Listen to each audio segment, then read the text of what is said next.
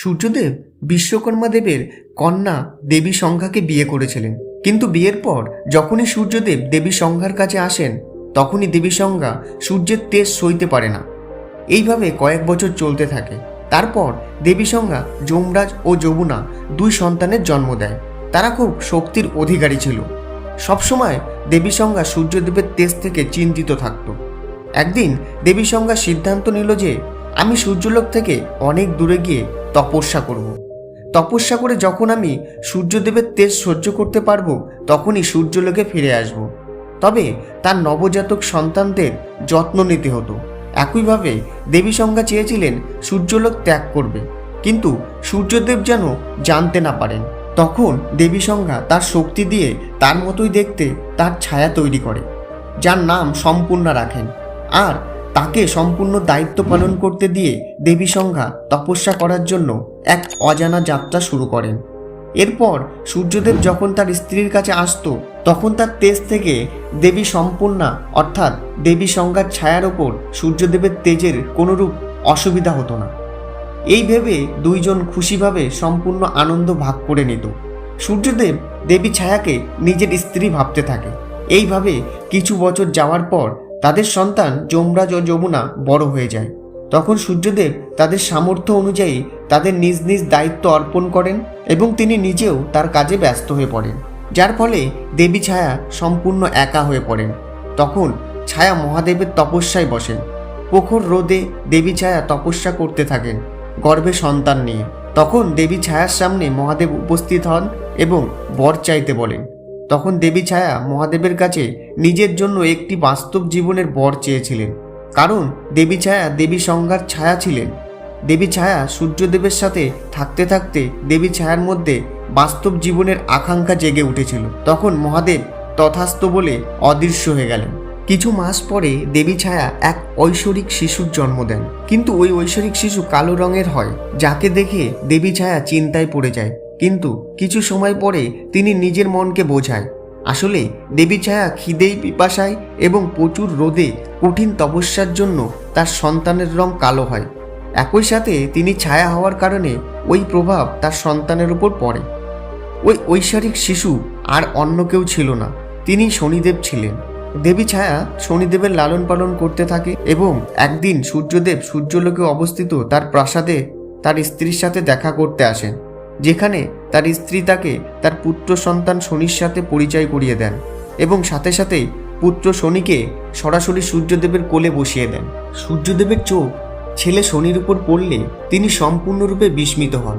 তিনি রাগান্বিত হয়ে তার পুত্র শনিকে দেবী ছায়ার কোলে রেখে দেবী ছায়াকে সূর্যদেব বললেন যে তার কোনো গুণই শিশুর মধ্যে নেই, কোনো ধরনের গাত্রবর্ণও নেই। সূর্যদেব স্পষ্টভাবে তার পুত্র শনিকে তার পুত্র হিসাবে গ্রহণ করতে অস্বীকার করেন আর ক্ষিপ্ত হয়ে সেখান থেকে চলে যান। এরপরে দেবী ছায়া অত্যন্ত হতাশ হয়ে পড়েন। আর আজই সেই দিন ছিল সূর্যদেব আর শনিদেবের মধ্যে শত্রুতা শুরু হয়েছিল। সূর্যদেব তখন নিজের স্ত্রী ছায়ার থেকে দূরে চলে যায় এবং সময়ের সাথে সাথে শনিদেব বড় হতে থাকে, একা থাকা মায়ের সমর্থন করতে থাকে। শনিদেব জন্মের পর থেকে শক্তিশালী ছিল। এর একমাত্র কারণ ছিল যে দেবী ছায়ার গর্ভে শনিদেব থাকাকালীন মহাদেবের তপস্যার প্রভাবে শনিদেব জন্মগ্রহণ করেছিলেন। শক্তিশালী হওয়ার সাথে সাথে তিনি রাগীও ছিলেন।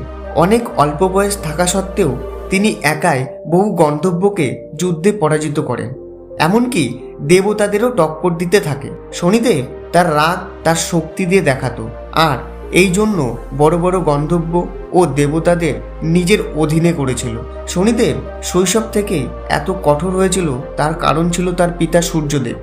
সূর্যদেবের প্রতি শনিদেবের শুধু ক্ষোভই ছিল না, শনিদেবের একমাত্র লক্ষ্য ছিল সূর্যদেবের থেকে অধিক শক্তিশালী হয়ে সূর্যদেবের অহংকারকে ছিন্ন ভিন্ন করা। যতদিন যেতে থাকে শনিদেবের ক্রোধ আরও বাড়তে থাকে। এই দেখে দেবী ছায়া শনিদেবের ক্রোধ প্রশমিত করার জন্য তিনি চিত্রা নামক একটি কন্যার সাথে শনিদেবকে বিবাহ বন্ধনে আবদ্ধ করেন। বিয়ের পর শনিদেব খুব শান্ত থাকতে শুরু করেন। একদিন শনিদেব ধ্যানে বসেছিলেন, তখন তার স্ত্রী শনিদেবের কাছে পুত্র সন্তানের ইচ্ছা প্রকাশ করেন। শনিদেবের কাছ থেকে কোনো রকম উত্তর না পেয়ে দেবী চিত্রা শনিদেবের এই আচরণকে অপমানজনক মনে করেন। এবং দেবী চিত্রা ক্রোধের বশে এসে শনিদেবকে অভিশাপ দেন যে শনিদেব যার দিকে চোখ তুলে তাকাবে তার ধ্বংস নিশ্চিত হবে।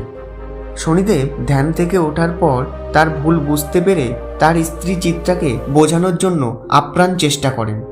পরে দেবী চিত্রা তার ভুল বুঝতে পারেন, কিন্তু অভিশাপ ধ্বংস করার ক্ষমতা দেবী চিত্রার ছিল না। এই ঘটনার পর শনিদেব মাথা নিচু করে চলতে শুরু করেন। ধীরে ধীরে এই খবর পুরো ব্রহ্মাণ্ডে ছড়িয়ে পড়ে। এই সুযোগ নিয়ে অসুরদের গুরু শুক্রাচার্য সেনাপতি রাহুর সাথে শনির সামনে হাজির হয়ে শনিদেবের এই অভিশাপকে দেবতাদের বিরুদ্ধে কাজে লাগাতে বলেন। কিন্তু শনিদেব শুক্রাচার্যকে বলেন নিজের স্বার্থের জন্য অন্যকে ব্যবহার না করার পরামর্শ দেন এবং স্পষ্টভাবে প্রত্যাখ্যান করেন।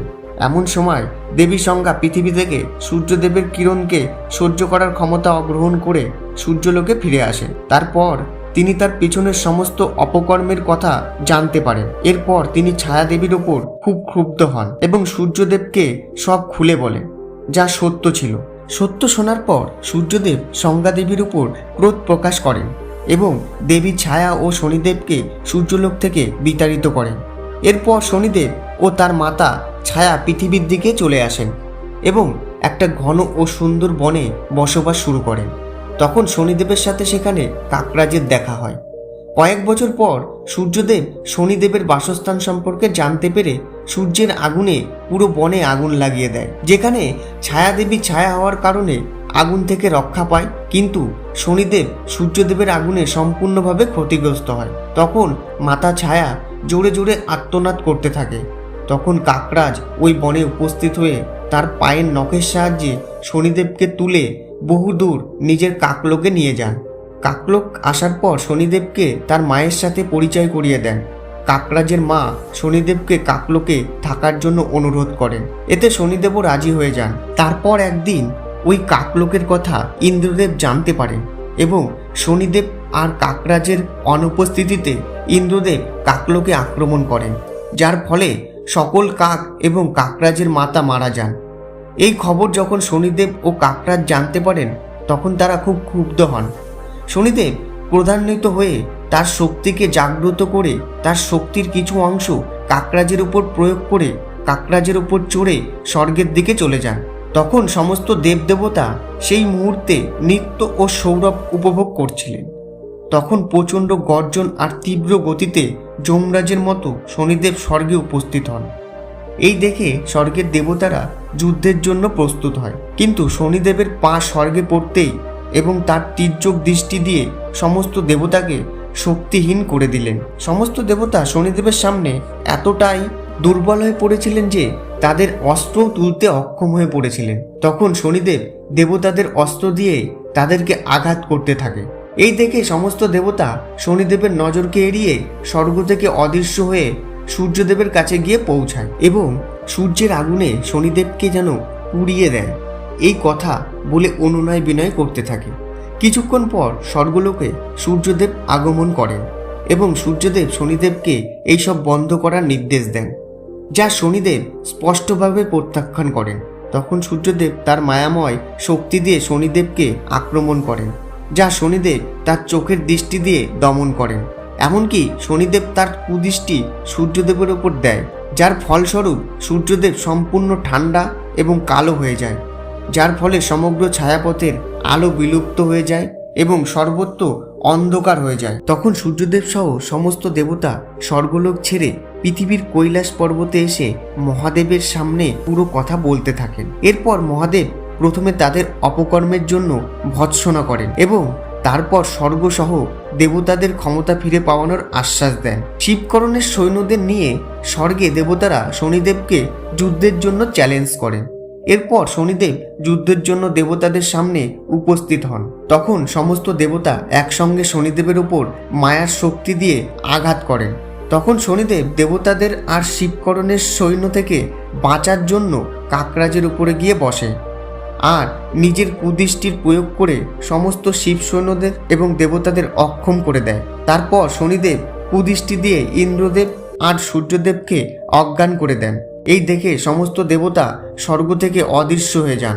তখন শনিদেব ইন্দ্রদেবের কাছ থেকে রাজমুকুট ছিনিয়ে নিয়ে নিজের কাছে রাখেন এবং এরপর ইন্দ্রদেব ও সূর্যদেবকে বন্দি করে বন্দিগৃহে রেখে দেন। তখন বাকি দেবতারা আবার স্বর্গ থেকে পালিয়ে গিয়ে কৈলাসে মহাদেবের কাছে পৌঁছান এবং মহাদেবকে সবকিছু বলার পর মহাদেব কৈলাস থেকে অদৃশ্য হয়ে যান আর স্বর্গলোককে শনিদেব নিজের দখলে করে নেন এবং ইন্দ্রদেব সমেত সূর্যদেবকে এক কঠিন শাস্তি দেওয়ার পরিকল্পনা করেন। তখনই হঠাৎ স্বর্গলোকে ভূমিকম্পের মতো হয়ে ওঠে। তখন আত্মপ্রকাশ করেন দেবের দেব মহাদেব। তখন মহাদেব শনিদেবকে এই সব বন্ধ করতে বলেন। তখন শনিদেব নিজের মাথা নাড়িয়ে প্রত্যাখ্যান করে দেন। তখন মহাদেব শনিদেবকে যুদ্ধ করতে বলেন। শনিদেব তার সামনে এত বড় শক্তি দেখে ভয় পেয়ে যায় এবং তার কুদৃষ্টি মহাদেবের উপর ফেলতেই মহাদেব তার জবাবে মহাদেবের তৃতীয় চোখ একটু খুলে দেন শনিদেবের ওপর। তৃতীয় চোখের আলো শনিদেবের উপর পড়তেই শনিদেবের শরীর মাঝখান থেকে ছিঁড়ে যায় এবং শনিদেব গুরুতর আহত হন এবং মহান শক্তির ধাক্কায় শনিদেব পৃথিবীর দিকে যেতে থাকে। শনিদেব অজ্ঞান হয়ে যাওয়ার সাথে সাথে দেবতাদের শক্তি ফিরে পায়। মহাদেবের ত্রিনেত্র থেকে নির্গত এই সঠিক শক্তির এতটাই শক্তি ছিল যে শনিদেব এত তীব্র বেগে পৃথিবীর দিকে যেতে থাকে এবং যেতে যেতে একটা গাছের সাথে গিয়ে আটকে যায়। কিছু সময় পর শনিদেবের জ্ঞান ফিরে আসে।